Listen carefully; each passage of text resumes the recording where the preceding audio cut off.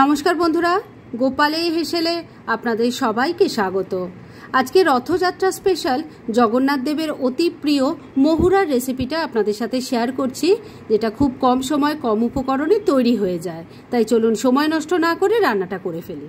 মহুরা তৈরি করব, তবে তার আগে এর মশলাটা বানিয়ে রাখছি। সেজন্য একটা কাপের মধ্যে আমি কিছু মশলা ভিজিয়ে রেখেছি। এর মধ্যে আছে 2 চামচ গোটা জিরে, 2 চামচ গোটা ধনে, 2 চামচ মৌরি আছে, 2টো তেজপাতাকে ছোট টুকরো করে রেখেছি, আর 6-7টা গোটা গোলমরিচ আছে গোটা গরম মশলা, যার মধ্যে আছে 2-3টে এলাচ, 2-3টে লবঙ্গ আর একটা দারচিনি।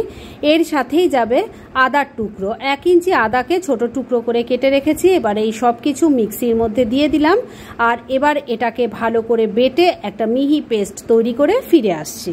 মশলাটা তৈরি করে রেখে দিয়েছি, আর এবার মূল রান্না শুরু করছি। সেজন্য কড়াইয়ে ঘি গরম করে নিয়েছি। এই রান্না কিন্তু ঘি দিয়েই হয়। আর এবার ওই মশলাটা এই ঘিয়ের মধ্যে ঢেলে দিলাম, ভালো করে মিশিয়ে নিয়ে এই মশলা খুব ভালো করে কষিয়ে নিতে হবে। যত ভালো করে কষানো হবে ততই কিন্তু এই রান্নার টেস্ট অপূর্ব হবে। মিনিট 2 সময় নিয়ে মশলা কষিয়ে নিয়েছি। এবার এর মধ্যে কিছু সবজি দিয়ে দিচ্ছি। প্রথমেই দিয়ে দিচ্ছি বিনস, পটল, কুমড়ো আর বরবটি। মশলার সাথে ভালো করে মিশিয়ে কষিয়ে নিচ্ছি। মিনিট 2 সময় নিয়ে সবজিগুলো মশলার সাথে ভালো করে মিশিয়ে কষিয়ে নিলাম। এবারে এর মধ্যে দিয়ে দিচ্ছি কাঁচকলা আর রাঙা আলু বা মিষ্টি আলু। এবার সব কিছু মশলার সাথে খুব ভালো করে মিশিয়ে কষিয়ে নিচ্ছি। আপনাদের ঘরে যা যা সবজি থাকবে সেই দিয়ে এই রান্নাটা করতে পারেন, তবে এই রান্নায় ফুলকপি, বাঁধাকপি, টমেটো আর কাঁচা লঙ্কা কিন্তু পড়ে না, সেই বুঝে সবজি অ্যাড করবেন। সমস্ত সবজি খুব ভালো করে মিশিয়ে একটু ভাজা ভাজা করে নেওয়ার পর এর মধ্যে একটু ভেজানো ছোলা দিয়ে দিলাম, আর এর সাথেই দিয়ে দিচ্ছি স্বাদ মতো নুন আর অল্প হলুদের গুঁড়ো। সব কিছু খুব ভালো করে মিশিয়ে নিয়ে ঢাকা দিয়ে এটা রান্না করতে হবে, যাতে সবজিগুলো একটু সফট হয়ে যায়। সেজন্য ফ্লেমটাকে লো আর মিডিয়ামের মাঝামাঝি রেখে 3-4 মিনিট রান্না করে নিচ্ছি।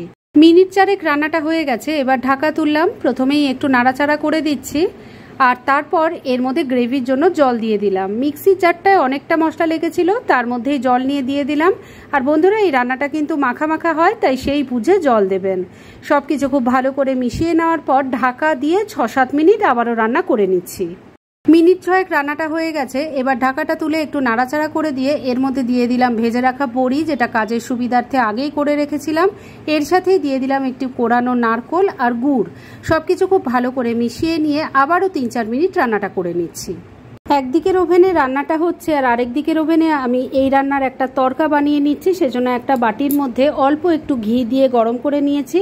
এবার এর মধ্যে দিয়ে দিলাম গোটা জিরে আর দিয়ে দিলাম কালো সর্ষে। ফোড়নটাকে একটু ভাজা ভাজা করে নেওয়ার পর গ্যাস বন্ধ করে আমি এটা নামিয়ে রাখছি। অন্যদিকে মিনিট 3 রান্না হয়ে গেছে। ঢাকাটা তুলে একটু নাড়াচাড়া করে দিয়ে ওই যে তড়কাটা তৈরি করে রাখলাম সেটা গরম তরকারির ওপর ঢেলে দিলাম। সব কিছুর সাথে খুব ভালো করে মিশিয়ে নিচ্ছি। বন্ধুরা, এই রান্নাটা কিন্তু খুব ভালো হয় খেতে, একবার ট্রাই করে দেখুন। ঠাকুরের ভোগের জন্য কিন্তু আপনারা এই রথে এটা দিতেই পারেন। আর বন্ধুরা, আপনারা আমার রেসিপি দেখার সাথে সাথে আমার ফেসবুক পেজ গোপালের হেসেল, তাতেও ভিজিট করতে পারেন।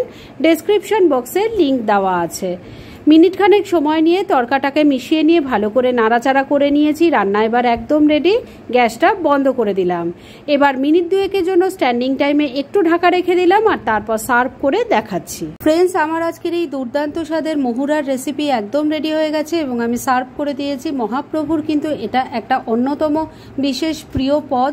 আপনারা এবার রথে এটা বাড়িতে ট্রাই করতেই পারেন, আর তারপর কেমন লাগলো সেটা প্লিজ কমেন্ট করে জানাবেন। এরকম ধরনের অনেক ভালো ভালো নিরামিষ রান্নার রেসিপি আপনারা গোপালের হেসেল সার্চ করলেই পেয়ে যাবেন, যার মধ্যে থেকে কিছু কিছু আমি সাজেস্টেড বক্সেও দিয়ে দেবো, সেখান থেকেও আপনারা দেখে নিতে পারেন। তাই গোপালের হেসেল অবশ্যই ভিজিট করুন। আর আপনারা কেমন ধরনের রেসিপি চাইছেন সেটাও কিন্তু আমাকে জানাতে পারেন। আমি চেষ্টা করব সেই সব রেসিপিগুলো আপনাদের সাথে শেয়ার করার। আর আমার আজকের এই রেসিপি যদি আপনাদের ভালো লাগে আর ইউজফুল বলে মনে হয়, তাহলে যারা এখনও আমার চ্যানেলটাকে সাবস্ক্রাইব করেননি তারা প্লিজ সাবস্ক্রাইব করুন। তাহলে আজকের মতো এখানেই শেষ করছি। পরদিন আবার এরকমই কোনো ভালো রেসিপি নিয়ে চলে আসবো। আপনারা সবাই খুব ভালো থাকুন, সুস্থ থাকুন।